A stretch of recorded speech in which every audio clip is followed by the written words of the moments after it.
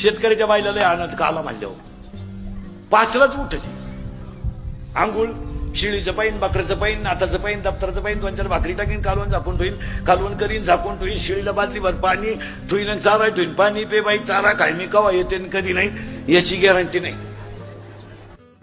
पण लगेच तुळस बिळस घेऊन 7:30ला गावात हजर.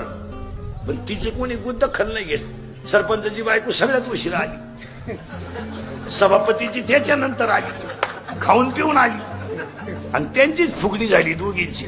पेपरला त्यांचीच बातमी आली. आवाजाचा प्रॉब्लेम आहे ते भोंगे वाढव फक्त तू भोंग एखादं वाढवावं लागेल तुमच्या.